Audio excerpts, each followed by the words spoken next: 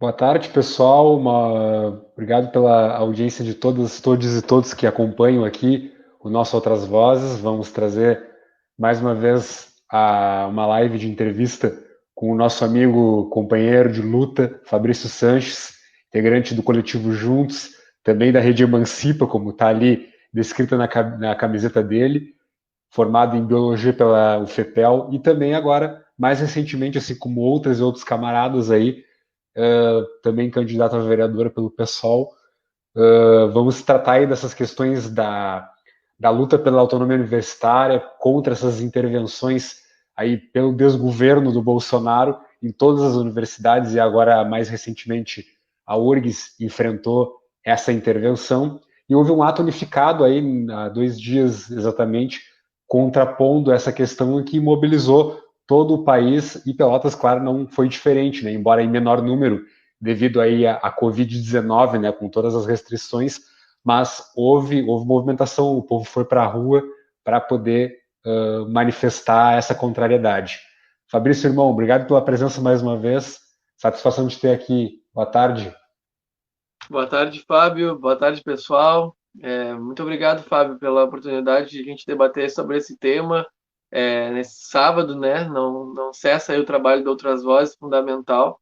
E boa tarde a todo mundo que está nos assistindo aí. Vamos conversar um pouco sobre esse processo que nós estamos vivendo no Brasil, né? No governo Bolsonaro, que cada vez mais quer fechar o regime aí com seu autoritarismo, sua visão antidemocrática, anticientífica, anticonhecimento. Então, agradecer muito, Fábio, a oportunidade aí, vamos conversar, né? Nosso diálogo é fundamental nesse momento. Com Tava certeza. com... Começando exatamente sobre essa pauta prioritária, que é a questão universitária, aí de intervenções, enfim, que evitar que mais universidades sofram com isso, tais como a nossa UFEPEL, mas que também está em processo de consulta à comunidade e que, né, pode perigar também a sofrer intervenções com digamos, os escolhidos do desgoverno Bolsonaro. Então é importante cada vez mais a mobilização da classe estudantil e mesmo os que já são formados conseguirem, né, manter essa mobilização forte para evitar todas essas intervenções que até eu lembro que o ano passado teve o chamado tsunami da educação, muitas mobilizações e teve até intervenções logo após também, não contente, eles fizeram intervenções nos institutos federais de algumas regiões. A Universidade do Ceará também sofreu, e em todos que naquele primeiro passo, né, de intervenções agora, né, mais fortemente ainda como o Fabrício já trouxe, esse endurecimento do regime autoritário do Bolsonaro, né, Fabrício, que está cada dia mais e mais escancarado. Fábio, com certeza, cara. Esse panorama é importante de nós resgatar ele, né? O Bolsonaro está aí no segundo ano de governo, né? E ele nunca escondeu, desde a campanha eleitoral, que um dos principais focos de ataque dele seria na educação, né? Educação básica e educação universitária, porque o Bolsonaro e o governo Bolsonaro, né, todo o seu governo, eles têm uma visão de educação que é uma visão que é representada, por exemplo, naquele projeto famoso do Escola Sem Partido, né? Que na verdade é uma escola sem pensamento crítico, né?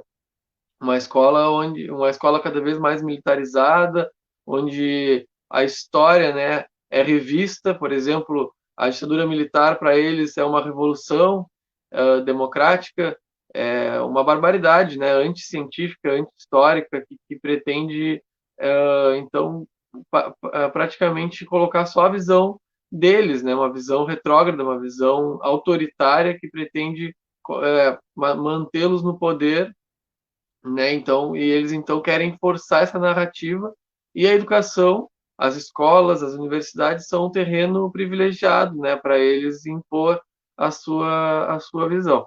Então a gente teve aí já no governo Bolsonaro dois ministros que na verdade da educação que na verdade não foram ministros da educação, né? Sem um projeto, sem um plano concreto, especialmente o Ricardo Vélez, e depois o Ventralbe como um ator principal dessas ideias que eu estava falando do governo, né? O responsável da extrema-direita, inclusive com alinhamento mundial, internacional, né, para, então, impor o ultra-neoliberalismo do governo, né, com, então, a privatização das universidades cada vez mais, e dos institutos federais, que foi manifestada no projeto Futuris. Então, o pessoal, com certeza, está nos assistindo, viu e participou das lutas contra esse projeto, que, entre outras coisas, pretendia passar a gerência das universidades para as organizações de controle social, né, que são nada mais são do que organizações privadas controladas pelo capital, muitas vezes estrangeiro. Então, isso é um ataque ao que a gente chama de autonomia universitária. Né? O que é autonomia universitária? É a gestão das universidades, né, das comunidades acadêmicas por si só, né, com os atores dali, os estudantes, professores, os técnicos, com o conhecimento, enfim, a intelectualidade, a organização, né? E, aliado a isso, as pessoas das cidades onde as universidades estão inseridas, né? Então, que a universidade, como a gente sempre fala e defende, né, ela seja socialmente referenciada, ela seja um espelho da população onde está, no nosso caso aqui, Pelotas, né? Então, que ela lide com os problemas dos pelotenses, da comunidade da Zona Sul, do Rio Grande do Sul, e não com os interesses de mega empresas, né? E aí a gente pode falar, por exemplo, que tem interesse no agronegócio, na mineração, vamos dizer assim, para falar poucas coisas, na privatização da educação, na privatização da saúde. Então, defender a universidade pública é defender a autonomia universitária, né? Mas o Bolsonaro, então, não quer isso. O Bolsonaro, além de ter os ministros, né, que agora, com muita mobilização, muita luta, o Weintraub num desgaste constante, né, e com o movimento estudantil, movimento de professores, de técnicos, todo momento denunciando ele na sociedade, ele é exonerado, na verdade vai pegar um cargo, né, também estratégico no governo, lá no Banco Mundial, esse é outro assunto. E então agora tem um ministro que nem fala ainda o que vai fazer direito, não fala muita coisa, não é muito conhecido, mas a gente sabe que as ideias são as mesmas. E aí o Bolsonaro, então, com essa visão autoritária, para impor esse projeto, ele está cada vez mais escolhendo a dedo os diretores, reitores das universidades, né, que são aquelas pessoas que têm o cargo máximo, né, da gestão, uh, que orienta, então, 4 anos da atividade da universidade. Isso quer dizer muita coisa, né? Quer dizer a visão que a universidade vai ter, quer dizer quais são as prioridades da universidade, quer dizer como a instituição vai lidar com os técnicos, com os professores, com os estudantes, como ela vai, né, se relacionar, se mais democrática ou menos, com mais privação das liberdades ou menos. Então, enfim, e isso é muito importante que essas decisões do caráter da universidade sejam feitas por quem está nela, né? E não por alguém externo, que é um deputado, por exemplo, como é o caso da URGS, né, Fábio? Então, para quem está aqui assistindo outras vozes não tem muita ideia, não está na universidade, o que aconteceu na URGS é isso. Tem um deputado aqui estadual, Bibo Nunes, que é alinhado do Bolsonaro, é um aliado dele, né? E ele, então, fez um lobby, conversas, né, especulações lá com o governo, para que o terceiro colocado na eleição da URGS, que a gente depois, de repente, se quiser, Fábio, a gente pode explicar como é que funciona, o terceiro colocado, que é mais alinhado com o Bolsonaro, que é um bolsonarista, ele, então, fosse nomeado reitor para que ele seja um ator, um braço do Bolsonaro aqui.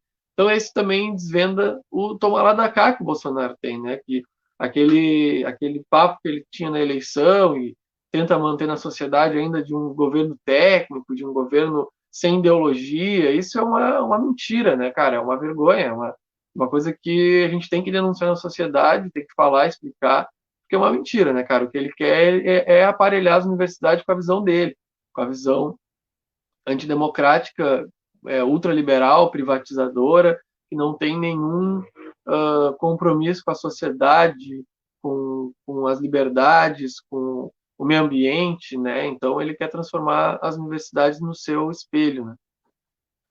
Certo. Vou aproveitar e trazer aqui os comentários da nossa audiência, a nossa grande parceira de luta aí, a professora Fabiana Tejada, do Teatro da Universidade Federal, também integrante do FIPEL. Ela nos dá um boa tarde, Fábio, pela presença, parabéns pelo importante debate. E a Fábio volta e diz o seguinte: precisamos estar organizados em vigílias virtuais para falar regularmente sobre o tema da democracia e autonomia nas instituições federais de ensino superior, as IFES, e quem sabe vigílias na rua escalonada para não aglomerar, como o Juntos realizou na última semana. E a Raquel Moreira, nossa grande irmã aí da luta antirracista, mulher negra de luta, aí, né, sempre firme e sempre atenta ao nosso Outras Vozes. Obrigado aí a Raquel pela audiência e a Fábio também. E essa ideia da Fábio é bem pertinente, né, Fabrício, que puder fazer outras mobilizações escalonadas aí, tentar o menos possível de aglomeração, mas com né, fazer aquele barulho, né, para as pessoas saberem a importância da universidade pública, enfim, quem sabe é uma ideia que ela traz aí que pode, né, fazer com que nesses próximos meses aí, a gente está em período de eleitoral municipal, quem sabe já é um guarda-chuva que se abre para outras mobilizações, né, não só em período eleitoral também. Com certeza, Fábio. Boa tarde, Fábio. Tudo bem? Acho que a Fábio é uma ótima pessoa para convidar também, né, Fábio, para trocar uma ideia aí. A Fábio é uma baita inspiração desde aí que eu entrei na universidade em 2012. Está na luta, né? Desde antes, com certeza. Então, a Fábio estava lá com nós na manifestação em frente ao Liceu ali, que é um espaço da universidade, né? Entre o Liceu e o Mercosul. A gente escolheu ali por ser dois lugares simbólicos da história também da universidade, também lugares centrais para a gente falar com a população. E, claro, nesse período de pandemia, a gente escolheu fazer um chamado mais boca a boca, né? Para não ter uma aglomeração e também a gente não sair prejudicado, né? A gente está na pandemia ainda. E essa ideia é fundamental da Fábio, porque o Bolsonaro ele não tem nenhum escrúpulo, né? Ele não tem um bom senso, né? Que a gente tem pode esperar assim de algum governante, né? Então nós temos sim receio, não diria medo, mas é um receio de que o Bolsonaro escolha alguém da universidade a dedo, algum bolsonarista declarado, que a gente sabe que tem, algum militante da extrema direita, né? Para ser o novo reitor da UFPEL, mesmo que ele não esteja na lista relacionada do Conselho Universitário lá no MEC. Né? Então, isso já aconteceu em alguns espaços, não tem sido a regra, isso é importante dizer também, né, para a gente ter uma análise sim coerente, mas isso não tem sido a regra, então, ele, na maioria dos casos, ele tem escolhido alguém das listas de 3 pessoas, mas não o primeiro colocado, que é uma barbaridade, que é um absurdo que aconteceu na URGS, mas também algumas ele escolheu alguém totalmente diferente, né? Que não estava na lista. Então, para que isso não aconteça, não tem como a gente esperar que alguma coisa de gabinete vai mudar, algum parlamentar, não vai acontecer. Nós temos que estar na rua. Os estudantes, professores e os técnicos administrativos têm que estar organizados, mobilizados, porque isso depende da opinião pública estar favorável para o Bolsonaro se sentir aí sim constrangido, né? Então, para que qualquer tentativa seja vista como né, de alguém aqui local, como uma desorganização total da universidade, porque a gente os estudantes e professores não podem aceitar manter uma atividade normal da universidade, a normalidade, com um interventor, entendeu? Então tem que ter uma mobilização forte mesmo, e para isso, como a Fábio falou, né, vigília, eu acho que é uma boa ideia, na rua, virtual, cada vez mais a gente falando sobre o que está acontecendo. A gente fez uma publicação no dia 16 ali, explicando a situação, né? Foi uma baita publicação, teve várias pessoas compartilhando, porque isso às vezes não é uma coisa que está no cotidiano da comunidade acadêmica e também nem da comunidade pelotense, né? Às vezes as pessoas estão preocupadas com outras coisas, tem tanto problema, né? Tem tanto problema para a gente se preocupar, tanta coisa na nossa vida, e eles vão se aproveitando dessa, digamos assim, como o Ricardo Salles lá falou naquela reunião, vamos passar boiada porque eles estão olhando lá para o outro lado. Então a gente tem que mostrar que a gente não está olhando para o outro lado, a gente está muito ativo, a gente está vivo, nós estamos ligados e não vamos deixar, né? Então isso é pedagógico para os nossos colegas, né, para entender o que está acontecendo, para, por exemplo, agora na eleição da universidade, né, a consulta, participar dela, exigir que as chapas se comprometam com a democracia, entendeu? Que ver quem está construindo cada chapa, né, para ver como é que é a visão política das pessoas, cobrem elas, e para a população de Pelotas também entender. Eu acho que a nossa mobilização ali, que eu e a Fábio participamos, né, conjunto, teve um sucesso nesse sentido, né, porque muita gente que estava passando ali parou para nos ouvir, parou para conversar, os funcionários ali terceirizados do Mercosul nos apoiaram, falaram que a gente estava correto em fazer aquela mobilização. O Diário Popular, né, o jornal aqui da cidade, noticiou. Também ali no Facebook teve um bom apelo social, né? Embora ali os bolsonaristas também meteram a sua palavra, e aí que eu trago, né, Fábio? Se eles estão falando é porque eles têm medo de nós. Porque se eles não tivessem medo, se eles não soubessem que a gente é da resistência, eles não estariam dando bola. Mas eles vão ali para difamar, descredibilizar, porque eles sabem que eles precisam fazer isso. É uma guerra de narrativa, né? Então, se a gente ficar esperando a eleição no gabinete, alguém, um reitor, uma reitora negociar, o Bolsonaro vai passar boiado. Então é por isso que a Fábio tem muita razão. E aí nós do Juntos, então, temos essa caracterização, né? Que a luta preponderante do segundo semestre agora e daqui para diante é contra as intervenções, contra o autoritarismo do Bolsonaro. É uma luta direta pela nossa liberdade. Além disso, também contra os cortes, né? Contra os cortes tem aí noticiado na internet, 17% que está programado para ser cortado no orçamento de 2021, que o governo mandou para a Câmara, né, votar a lei orçamentária. E, se eu não me engano, vai votar agora em setembro ainda, ou não? Agora não tem esse dado. E, por último, a qualidade do ensino durante a pandemia, né, Fábio? Porque a gente sabe também que é uma luta importante, é mais local, mas também tem muita divergência na compreensão de como é que está o ensino agora durante a pandemia, especialmente para os estudantes mais pobres, né? O acesso à informação. Sim. Mas é isso.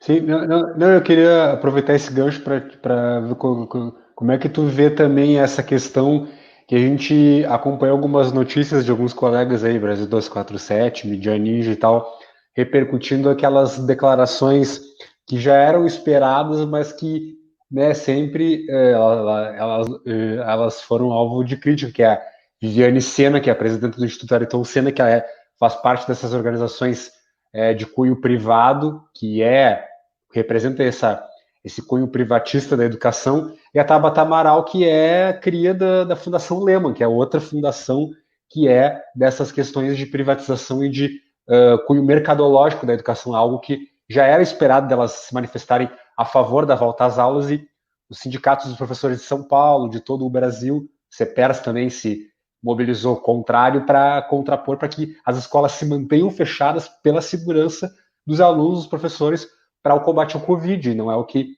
muitos setores aí das organizações ditas, né, de cunho privado, como a gente já falou, querem, né, por uma questão evidente, né, querem priorizar o mercado em detrimento das vidas, e algo que já é muito recorrente aí, né, dos setores conservadores, né, Fabrício? Sim, Fábio, esse é um debate, né? É, a educação, ela é um... Bom, vamos começar assim, né? Eu acho que tá dividido esse debate, né? Um pouco tem relação com a educação infantil, tem toda uma questão mais estrutural, né? Dos pais, das mães, especialmente, terem que ter voltado ao trabalho, né? E, por sua vez, então, os governos aí nesse ponto não tem uma política adequada para conciliar, né? Por exemplo, como a Luciana Genro, nossa deputada estadual do PSOL, tem defendido, né? Que um dos familiares, né, pai, mãe, sejam liberados do trabalho para que possa ficar com as crianças, né? Isso é importante.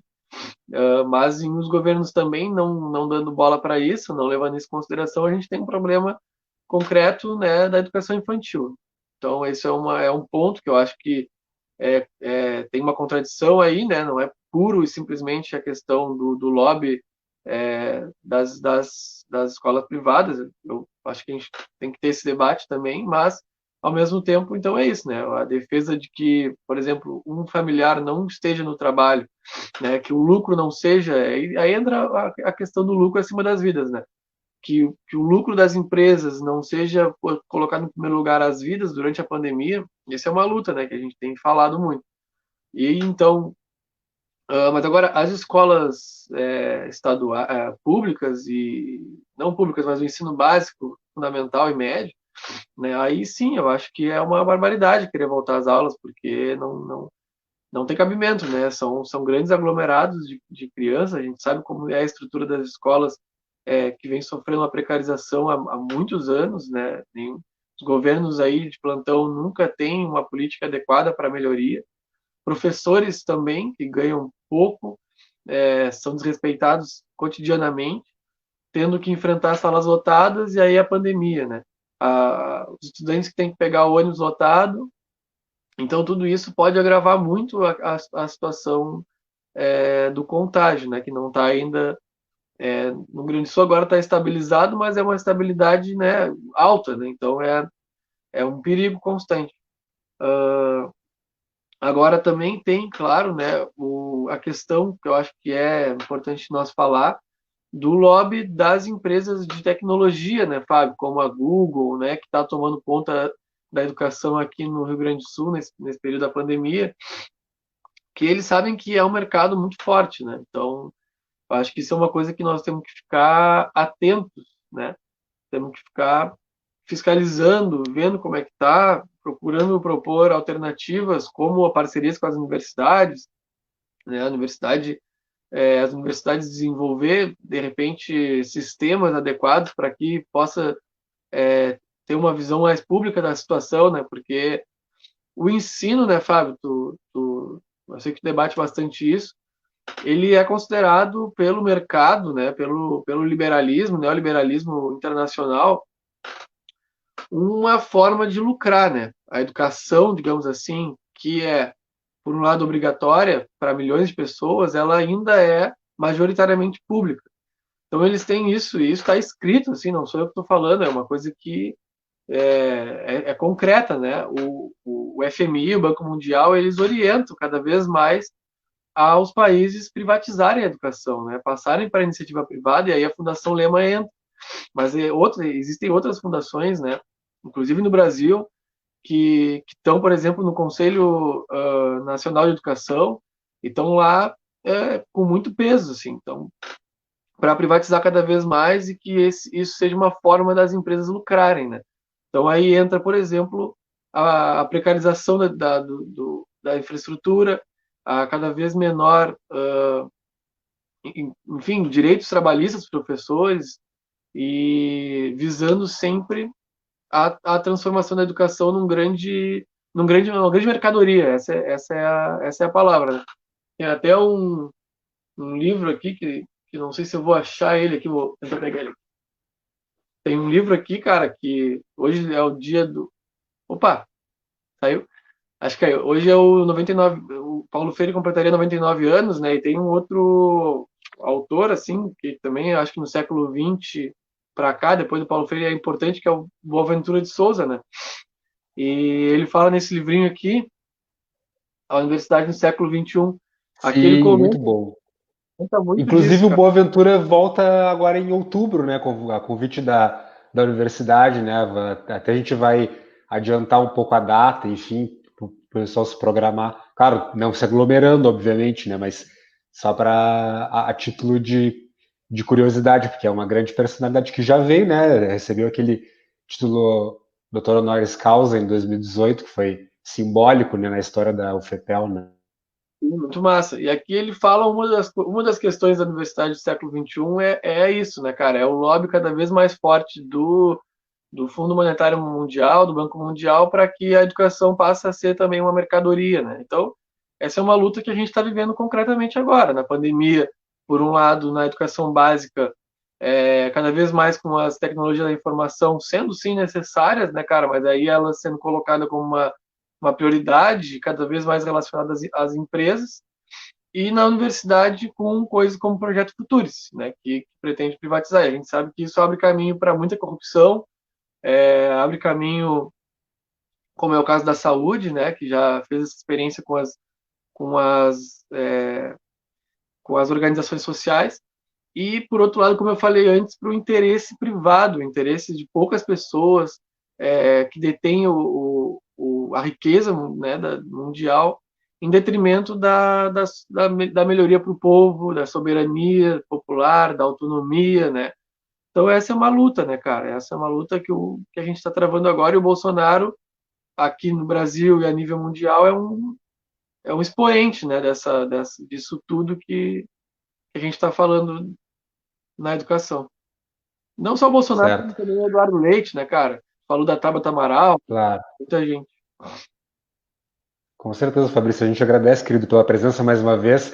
Se quiser deixar um recado para finalizar aqui, fica à vontade para o povo aí seguir mobilizado, né? Mesmo que virtualmente, mas que, em certa medida, como nós já colocamos, com resguardo, mas mobilizado nas ruas, mas o povo precisa estar bem informado e mais ainda tendo esse conhecimento, porque, como tu já tinha falado, o núcleo bolsonarista ele domina muito as redes, então é necessário esse contraponto que a gente faz através da comunicação e através das redes do próprio coletivo Juntos para trazer essa contranarrativa, porque infelizmente eles têm muito poder, então é uma forma, é um mecanismo, é uma grande estratégia que precisa ser pautada pelo campo da esquerda como um todo para que possa contra-argumentar, ainda mais no momento que a gente vivencia cada dia mais também. Com certeza, Fábio, teu trabalho é fundamental aí, sempre parabenizando ele. Estás agora numa corrente de solidariedade, né, cara, para manter o trabalho. Eu vou doar aí com certeza, e todo mundo que está assistindo aí tem certeza também que vai cooperar com outras vozes, que é uma mídia aqui de Pelotas, que é uma mídia fundamental, né, cara? Pelotas aí, em Pelotas, dando exemplo para o Brasil. Como recado final, gente, eu acho que a nossa consigna é a mobilização, né, Fábio?